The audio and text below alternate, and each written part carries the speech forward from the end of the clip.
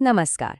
सोचिए, जब ऐसा लगे कि सब कुछ सच में सब कुछ खत्म हो गया है, तो उम्मीद की पहली किरण कहाँ से आती है? आज हम जयशंकर प्रसाद के शानदार महाकाव्य कामायनी के एक ऐसे ही पल में चलेंगे। ये वो पल है जहाँ प्रलय की तबाही के बाद घोर निराशा में डूबे मनु की मुलाकात होती है आशा से, यानी श्रद्धा से। तो चलिए इस बेहद खूबसूरत और गहरे संवाद की दुनिया में उतरते हैं। जी हाँ, कहानी की शुरुआत होती है बस इसी एक सवाल से। एक सुनसान, पूरी तरह तबाह हो चुकी दुनिया, जहां दूर दूर तक कोई नहीं है। और अचानक उस गहरे भारी सन्नाटे को तोड़ती हुई एक मीठी सी आवाज गूंजती है। जरा उस दुनिया की कल्पना कीजिए जहां महाप्रलय के बाद कुछ भी नहीं बचा, सिवाय खामोशी के और गहरे एकांत के। और इसी माहौल में हमारे नायक मनु उम्मीद की हर आस छोड़कर पूरी तरह से निराश और अकेले बैठे हैं। प्रसाद जी ने यहाँ क्या खूब तस्वीर खींची है। वो कहते हैं कि मनु की हालत उस कीमती मणि जैसी है जिसे समंदर ने अपनी लहरों से उछालकर किनारे पर फेंक दिया हो।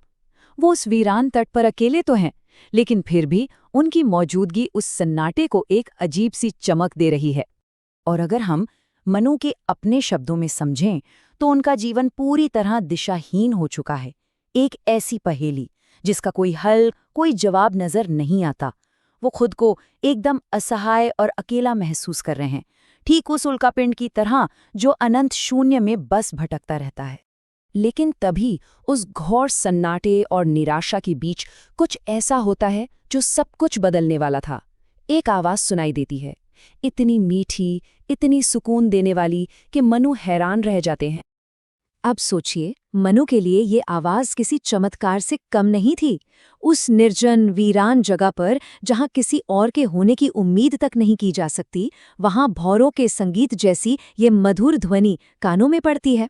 और वो मजबूर हो जाते हैं ये देखने के लिए कि आखिर ये आवाज आ कहाँ से रही है। और जैसे ही मनु की नज़र उस अजनबी पर पड़ती है, वो बस देखते रह जाते हैं। उनकी सुंदरता देखकर मंत्रमुग्ध हो जाते हैं। श्रद्धा ने नीले रंग के वस्त्र पहने हैं और उन वस्त्रों के बीच से दिखते उनके कोमल अंग ऐसे लग रहे हैं मानो नीले बादलों के बीच गुलाबी बिजली कौंध गई हो। उनका लंबा और सुंदर शरीर इतना खूबसूरत लग रहा है जैसे वसंत की ताज़ी हवा में कोई साल का पेड़ झूम रहा हो और अपनी महक चारों तरफ बिखेर रहा हो। उनकी मौजूदगी में एक नई ऊर्जा है, एक नया जीवन है। और उनकी मुस्कान, उनके चेहरे पर खिली वो मुस्कान, उसे देखकर ऐसा लगता है मानो सूरज की कोई चमकीली लाल किरण किसी नई कोमल पत्ती पर आकर ठहर गई हो, आराम कर रही हो। ये खूबसूरती उस वीरान जगह में जैसे रोशनी भर देती है। तो इस आश्चर्य और सुंदरता के बाद वो पल आता है जब ये दोनों एक दूसरे को जानते हैं। और यहीं से मनु की निराशा और श्रद्धा के जीवन के बीच का जो गहरा फर्क है, वो एकदम साफ हो जाता है। यहाँ पर असल में दो दुनियाएं टकराती हैं। एक तरफ है मनु, जिनका जीवन बस भटक रहा है, जो निराशा के समुद्र में डूबे हैं। और दूसरी तरफ है श्रद्धा, जिनका मन उत्साह से भरा है, जो अपने पिता की लाडली हैं और नई नई कलाएं सीखने की इच्छा रखती हैं। ये वाकई में दो बिल्कुल अलग अलग दुनियाओं का मिलन है। तो सवाल ये है कि श्रद्धा वहां पहुंची कैसे? वजह बहुत सरल है, लेकिन उम्मीद से भरी हुई। हिमालय को और जानने की उत्सुकता उन्हें वहां तक ले आई।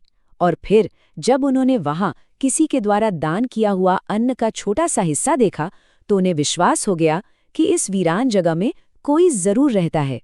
देखिए, उनकी यही उम्मीद उन्हें मनु तक ले आई। और इसी मुलाकात में बातचीत एक बहुत गहरे दार्शनिक मोड़ पर पहुंचती है। यहाँ श्रद्धा मनु को उनके दुखों पर एक ऐसा नया नजरिया देती हैं जो शायद इस पूरी कविता की आत्मा है। श्रद्धा सीधे सीधे मनु से सवाल करती हैं। वो पूछती हैं कि आखिर उनकी इस गहरी उदासी और पीड़ा की वजह क्या है। और यही सवाल उस रहस्य का दरवाजा खोलता है जिसे श्रद्धा अब उजागर करने वाली हैं। यहाँ श्रद्धा एक बहुत ही खूबसूरत बात कहती हैं। वो समझाती हैं कि सुख कहीं और नहीं बल्कि दुख के अंदर ही छिपा होता है। ठीक वैसे ही जैसे सुबह का उजाला रात के अंधेरे पर्दे में ही छिपा रहता है। जब दुख का ये अंधेरा हटेगा तभी तो सुख का सवेरा होगा।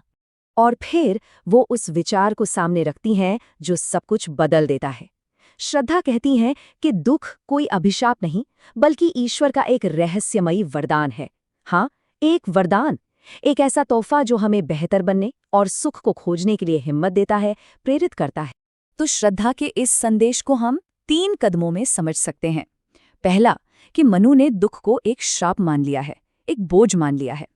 दूसरा, उन्हें ये समझना होगा कि असल में ये ईश्वर का एक वरदान है।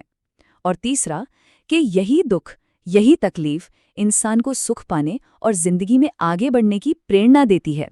श्रद्धा का ये संदेश हम सबको एक बहुत गहरे सवाल के साथ छोड़ जाता है। क्या वाकई दुख एक वरदान हो सकता है? क्या जिंदगी के सबसे निराश करने वाले पल ही हमें एक नई आशा की ओर ले जाते हैं? ये एक ऐसा सवाल है जिस पर सोचना बनता है।